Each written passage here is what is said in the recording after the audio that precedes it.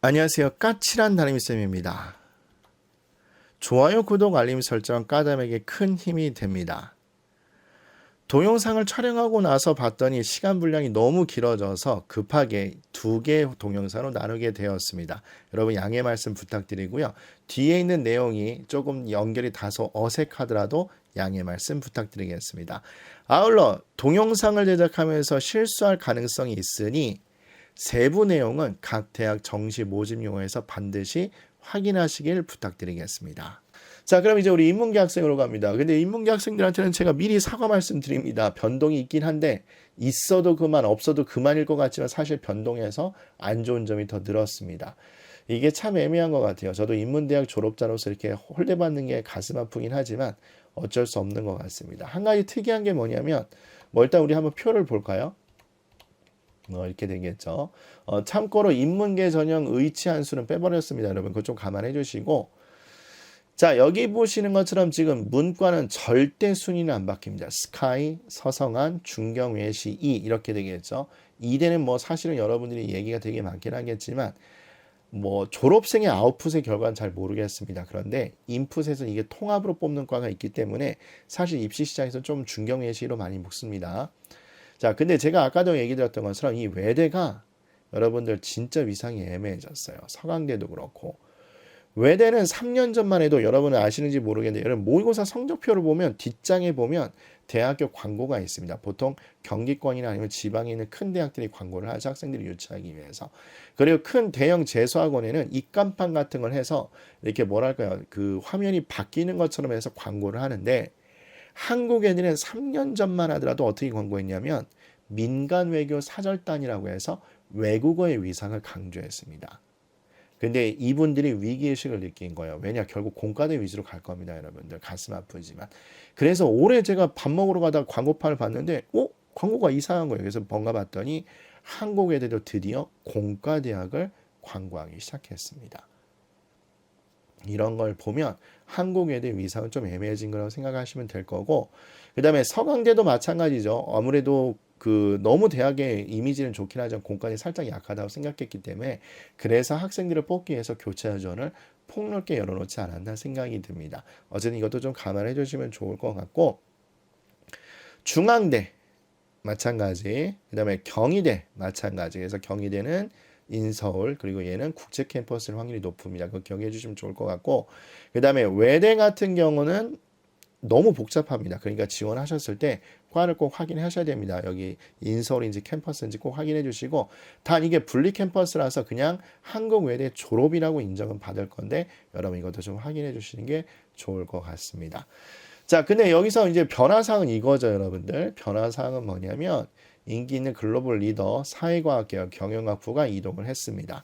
따라서 가나다고는 이렇게 묶을 수가 있는데 자, 여기서 말씀드리면 일단 올해는 국어가 어려웠기 때문에 상위권 대학 스카이하고 서성하는 조금 보수적으로 움직여야 될 필요가 있을 겁니다.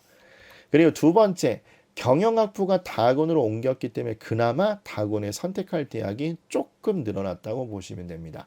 여러분 여기 표기는 안 했죠. 뭐 홍익대도 있고 여러 가지 대학이 있을 건데 어쨌든 중상위권 이상 대학 우리가 보통 중경외시 2로 잡죠. 그래서 경영학부가 늘었다고 좀 보시면 좋을 것 같고 그 다음에 가슴 아프지만 교대 가산점 반영하는 대학이 또 증가를 했습니다. 여러분들. 그래서 여러분들 나군에서 안전카드 개념으로 교대를 쓰시려고 하는 인문계 학생은 계산기로 열심히 두들겨 보셔야 될 거예요. 물론 온라인 매치표가 해줄 거죠. 왜냐하면 이번에 수리가하고 수리나에서 표준점수 싸움을 하게 되면 생각보다 보통은 자연계 학생들이 꿀렸는데 올해는 그렇진 않을 겁니다. 비슷하게 나온다면 가산점 먹고 들어오면 사실 애매할 수가 있습니다. 그래서 나군의 교대를 잡으신 친구들은 반드시 온라인 배치표를 활용을 해주시는 게 좋을 것 같습니다. 그래서 인문계는 이 정도로 설명드리면 좋을 것 같고요. 그 다음에 우리 학생들, 특히 저희 반 학생들을 상담할 때 또 어떤 점을 고려하는지 기타 판단 기준을 같이 보도록 하겠습니다. 자, 저희 반 학생들을 상담할 때 성적이 약간 편향된 성향이 보인다. 그럼 활용하는 지표들을 같이 살펴보도록 하겠습니다. 일단 우리 아까 얘기 드렸던 것처럼 간단하게 언급 다시 한번 할게요. 일단 새로 뽑는 과 이렇게 있습니다. 좀 기억을 해주시면 좋을 것 같고 그 다음에 학과 이동한 거 아까 얘기 드렸죠. 반도체 글로벌 소프트웨어 바뀌었고요. 자연과학 글로벌 리더도 바뀌었습니다. 그리고 중앙대 사회과학 계열하고 외대도 이야기를 드렸을 겁니다. 그리고 교원대가 나군에서 가군으로 이동했습니다. 그래서 교대는 나군에 많은 건 알고 계시죠? 이것도 기억을 해주시면 좋을 것 같습니다.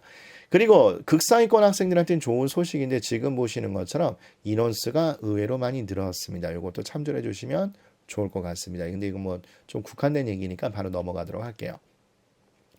그리고 전형 요소가 변동된 사례가 생겼습니다. 건국대는 알다시피 보통 10%를 했었는데 교과 반영을 폐지하고 수능을 100%로 바꾸었습니다. 이것도 확인해 주시면 좋을 것 같고, 그리고 교대 가산점 반영 대행이 늘었다고 이야기했었죠. 그래서 지금처럼 3%, 5% 경인교대와 부산교대가 마찬가지 가산점을 반영하고 있습니다.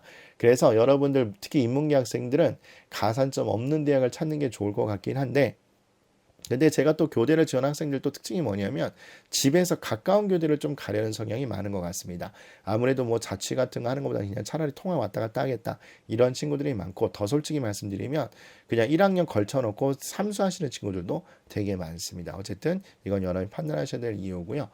그 다음에 반영 비율이 변하는 대학이 있습니다. 대표적으로 한양대 가군하고 나군이 반영 비율이 다릅니다. 보시는 것처럼 가군에서는 이렇게, 그리고 나군에서도 이렇게 되죠. 그리고 한양대는 정시 모집 요강을 꼭 확인하셔야 될 건데 장학금 제도를 많이 걸고 있습니다. 아무래도 제가 볼 때는 성균관대를 의식해서 그런 것 같은데 여러 가지 장학금 제도가 많이 있으니까 그것도 좀 생각을 해보시고 결정하는 것도 하나의 방법일 거라 생각됩니다. 근데 문제는 한양대가 좀 은근슬쩍 복잡해요. 그래서 인문 상경 그다음에 데이터 사이언스 학과가 이게 또 반영비율이 조금 다르고요. 반영하는 그 조건들이 다르고, 그다음에 스포츠 관련한 학과에서는 또 이것도 다릅니다. 그러니까 나군이어도 이렇게 되는 경우가 많고, 탐구도 과에 따라서 가산점을 주는 데도 있고 안 주는 데도 있습니다. 그러니까 교차전을 했는데 과탐투에 그거를 하게 되면 인문계 학생들이 지원을 안 하니까 탐구도 반영하는 데가 있고 가산점을 안 하는 데 있으니까 확인을 해주시면 좋을 것 같고, 경희대도 마찬가지 인문사회하고 시립대도 마찬가지 인문 1, 2 이거에 따라 반영 비율이 다르고요. 건국대 아주대 다르고, 그리고 숙명여대가 정말 복잡합니다, 여러분들. 그래서 숙명여대 중에서 이것도 뭐 문이과를 뽑는 데도 있고, 그 다음에 또 어떤 학과는 물리 같은 거 하면 가산점을 엄청 세게 주는 데도 있고, 또 어떤 학과는 국어를 버리던 탐구를 버릴 수 있던 그런 것들이 있으니까, 만약에 여러분 시험을 보셨는데 점수가 좀 애매하다 싶으면 숙명여대에서 나한테 유리한 대학을 찾는 것도 좋긴 한데, 자, 이거 좀 오해하지 않으셨으면 좋겠습니다. 성차별적인 발언이 아니라 여대가 보통 전형 요소가 복잡합니다. 그러니까 여학생들 중에서 안전카드를 찾겠다, 그럼 여대에서 찾는 것도 좋은 방법이라 생각을 합니다. 자, 그리고 영어 등급간 점수차가 큰 대학을 싹 다 뽑아놨습니다. 그러니까 이런 것도 한번 메모를 해주시면 좋을 것 같고요. 그 다음에 제가 매번 말씀드리지만 입시 시장에서 보는 의대하고 의사 선생님들 사이에서 보는 의대 순위가 다릅니다. 자, 이건 뭐 제가 비하는 말 아니니까 오해하지 않으셨으면 좋겠습니다.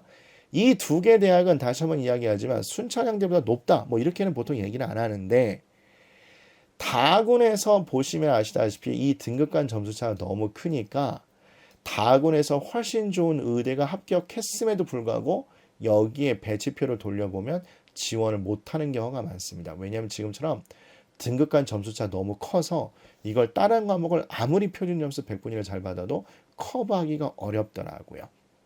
그래서 이런 것도 확인해 주시면 되고, 뭐 고신대 같은 경우도 조건 있는 것도 확인해 주시면 좋을 것 같습니다. 자, 그리고 탐구 한 과목만 반영하는 대학도 이렇게 해놨습니다. 이런 거 뭐 메모해 주시면 좋을 것 같고요. 탐구 한 과목만 반영하니까 당연히 어떻게 했겠어요? 그렇죠. 경쟁률이 높아질 겁니다. 따라서 국어를 잘 보신 분들이, 또 수학을 잘 보신 분들이 표준 점수나 100분위가 높다면 여기는 되게 유리하지 않을까. 올해는 특히 국어가 어렵다는 기조가 확정이 된다면 이런 데도 유리하지 않을까라고 생각이 듭니다.